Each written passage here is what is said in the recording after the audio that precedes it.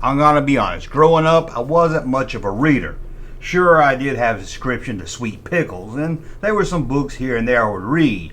But I figured I'll look at a series of books that I just loved when I was growing up. Let's take a look at them. Guys, it's time for another video, and today I'm going to share a love with you I don't think I talked about. I haven't really done a video on books, I don't think. And there were some books I did fall in love with. Like I said at the beginning, I read Sweet Pickles. Remember that? Remember when the alligator lost his shoe? Remember that yak that used to ride around in a taxi? Not talking about Yak Face, it was another yak. And of course there was Choose Your Own Adventure books. Remember those? I had some Indiana Jones was right there, and I got to choose my own adventure. But today I'm going to tell you about a special series of books that I just couldn't wait to get. It seems like once a month I would get one, either at a book sale at the school, maybe sometime the library would even sell them, or sometime if I was a really good lad, my mom would take me to the local bookstore and let me pick out one I wanted. It was a great series of books. So I figured I would pull out the top 20 and take a look at them and tell you and kind of remember them with you, because I'm sure a lot of you grew up on these books also. And let's start right here with Twin Trouble. Now, I can remember this one. This was one of the first ones I read, and I thought Stephanie could handle it. I said, sure, the guys are out and she's got to take care of the two mentally retarded children and shouldn't be a trouble. But boy, am I wrong. Any kind of trouble you think she could get into, she got into, and then tenfold. Yeah, there was a lot more going on. Man, I was really worried about Stephanie in this issue. And then we had The Secret's Out. Now looking at the cover with the vest on, it kind of gives it away what the secret is. But I think none of us was really surprised, especially if you was like me and you kept up the series. This was probably about the 8th book I read in the series, and I wasn't that excited with the coming out of the secret. Again, based on some other stuff in the book, we kind of saw it coming from a mile away. And then there was The Dude in My Dreams. This was released right before the last book. It's kind of a, curveball, so maybe you wouldn't know her secret, but it was a lot of fun. The Dude in Her Dreams, believe it or not, was Scott Baio. I couldn't believe it either. She kept having these dreams about Scott Baio. First she dreamed she was Joni. Yeah, she was Joni on Joni Loves Chachi. Remember that show? And then she dreamed she was in Zapped. Yeah, she played the Heather Thomas role. And then, yeah, in the book, she dreams, believe it or not, that she was on Charles and Charles. This is probably one of the funniest ones in the series. And then of course there was Forget the Flamingos. Now if you were a big fan of this series like I was, you couldn't wait till you got a book about the flamingos. Who were the flamingos? It was a very angry flamingo that lived outside our house. And every once in a while that flamingo or the flamingo friends would give Stephanie a run for her money. Stephanie would come up with some kind of great plan to do that weekend, and those flamingos would probably ruin it. And a lot of times, in a sad twist, the flamingos would win. You would think at the end of the story, Stephanie would find a way to get the back at these flamingos and get even. But no, a lot of times, they were the one that won at the end. It was very sad to see. And then we have Wish Upon a VCR. I really enjoy this one here as someone that loved to go to video stores and rent movies. This is going to be a good one, I thought. But although the story was pretty good, Stephanie wishes or dreams of getting a VCR. She wants one for Christmas. She tells Uncle Joey that she wants one. She tells Uncle Jesse she wants one.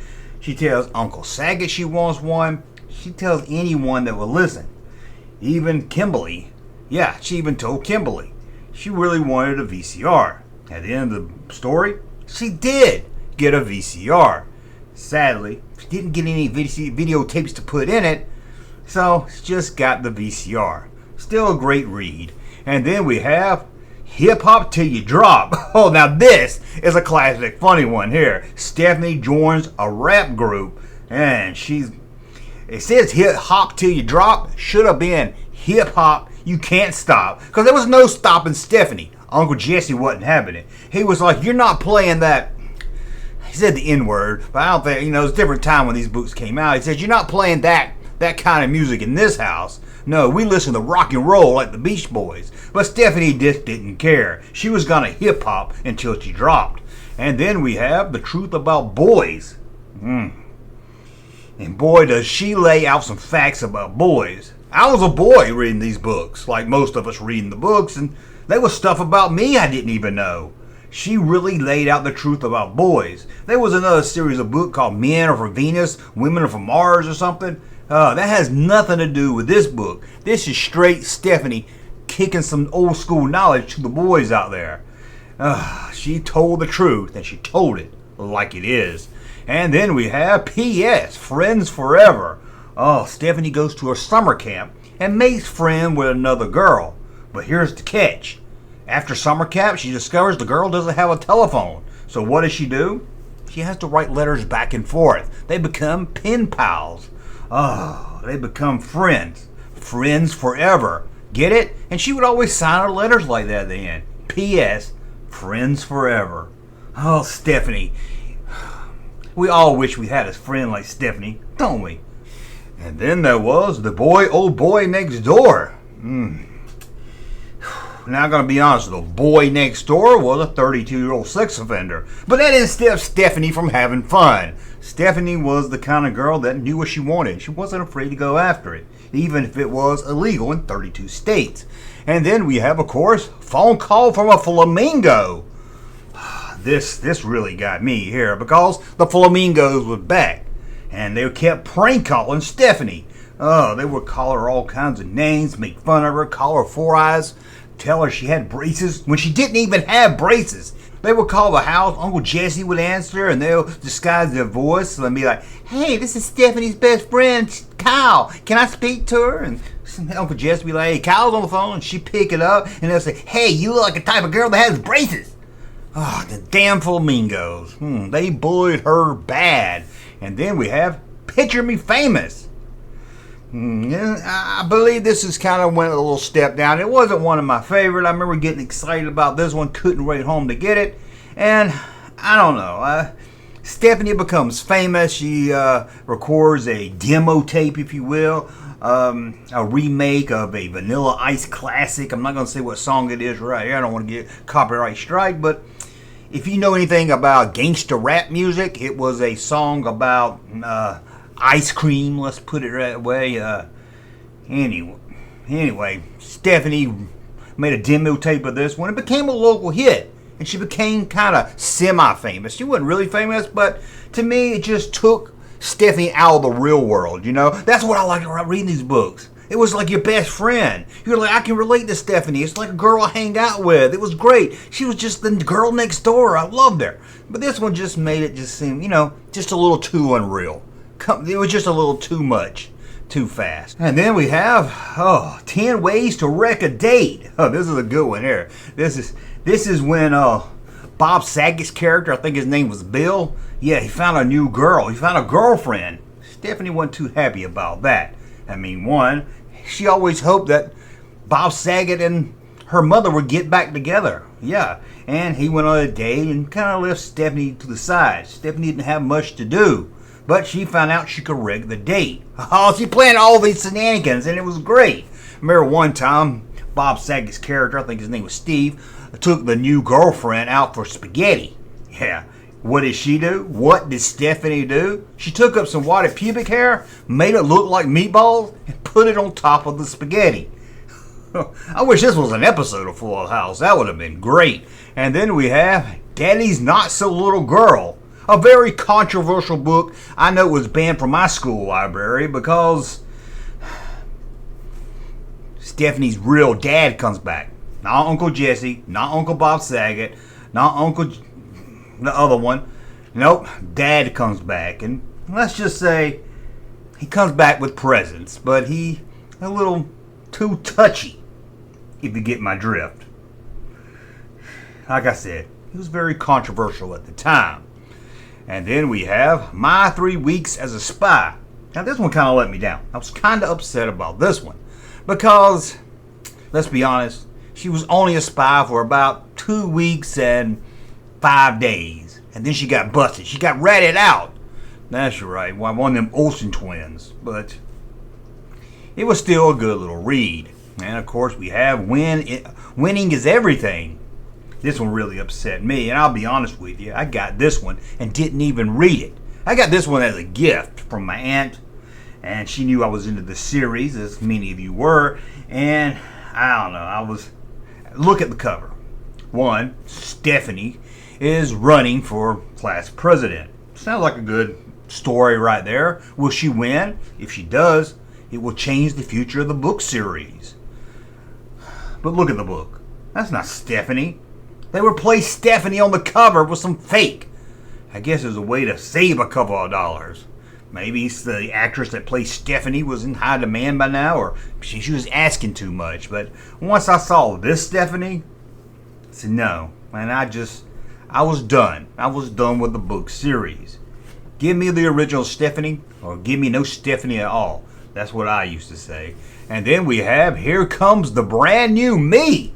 This one, little Stephanie wanted to be a Blossom. That's right, she got hooked on the television show Blossom, as many of us did back in this era, and she wanted to be Blossom. I know this is the brand new me, but she was copying Blossom's style. But that's okay, because where she lives, Riverdale, they didn't know about Blossom. No one had cable. So she got to act all like Blossom. No one knew she was putting on an act. They were like, who's that new girl? She even had her best friends in the world call her Blossom. It was crazy. I loved it. This was probably one of my favorite books right here. And then, of course, we have Five Flamingo Summer. It's not as hot as it sounds, trust me. The flamingos are back again, and this time they're going to ruin Stephanie's summer. We all look forward to summer break, right? School's out. You don't got no job. Got a little bit of pocket money. Stephanie is going to take up photographing. Yeah, she's going to head to the beach. Take some photos of people at the beach and try to sell them. The flamingos show up. What do? Throw sand in the lens of her camera. Ruins it. Oh, this one just made me mad. Them damn flamingos. I can't stand them. And then we have too many flamingos. This title's a little misleading because this is the time where we learn there's not too many flamingos. Hell, they kind of make a truth in this one. The flamingos, Stephanie, well, they decided to be friends. And what do a group of friends do when they have a girl? Well, they decided to run a train on Stephanie. Don't get me wrong, Stephanie was into it and everything. And she realized there was too many flamingos. I mean, I don't know where these flamingos came from, but once word got out, all aboard the Stephanie train, they lined up. And boy, she took a lot of the flamingos. She took about 3 dozens, but then it was too many flamingos. But that wasn't it for the flamingos. No, we have fun, sun, and flamingos. They were back being enemies again. They never explained how you go from riding a train to being enemies again, but sometimes this book series was like that. It just didn't really stick to canon. And here's another summer one where the flamingos are at it again. They're gonna ruin the summer, not just for Stephanie, but all her friends. As you can see, she's got them all right there. You got Stacy, you got Philip, you got Stephanie right there in the middle, and you got Tabitha, and right there you got Shamika. It was a lot of fun until those flamingos showed up. What did they do this time? Well, the girls started their own beach volleyball till the flamingos popped all the balls. And then we have Never Trust a Flamingo. This is a little bit more mature book in the series and takes place not too long after the train episode where she actually falls in love with a flamingo. Just one, just one flamingo, and decides that, hey, don't judge all flamingos by one or all dozen of them that run a train on you. You just trust one flamingo and fall in love with it. But wouldn't you know, the flamingo plays a dirty trick. Never trust a flamingo. The problem with flamingos is they all looked alike. So Stephanie would date this flamingo. His name was Carl, and they would date and go out. Then they got a little serious. But what did Carl do? Switched out with his other flamingo friends. She didn't know. One day she'd be on a date with Mike the flamingo, thinking it was Carl. The next day, she'd be in the back seat of a jalopy with a flamingo that thinks Carl, but it's really Stuart. This went on and on and on till she discovered the truth, and she learned a hard lesson that day: never trust a flamingo. But don't feel too bad for Stephanie and the flamingos, because it's true, Stephanie gets even with the flamingos. I love this one right here. And this was the last of the flamingo storyline. What did Stephanie do? Well, she bought this really nice, sharp machete at the local tool store. What did she do? Well, she got even with those flamingos, chopped every single one of them's head off right there in the lawn of her yard.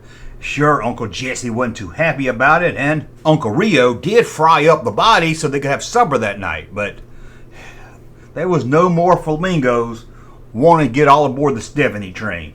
I mean, she got them all. She went up and down the neighborhood. She went over to the next town. If there was a flamingo, she was getting even with it. Now, like I said, I really love this series, and I don't know what happened after they replaced Stephanie with the fake Stephanie. I heard that the flamingos never did actually make a comeback. I figured they would. I figured they would be the Roger Thorpe of the storyline and come back after being killed and everything. But I don't really know what happened. Maybe they picked a new villain, another non-fileable ugly landbird. I don't know what happened. But that's a great series. Well, I'm sure most of you grew up with. If you grew up in the 90s or the early 90s, I was probably about 22 when I found out about these books, and they helped me get through my childhood, and it was a lot of fun. Let me know which one was your favorite of the Stephanie book series. Hey, Junkman channel popping though. Thank you, sir, for that unsolicited testimony.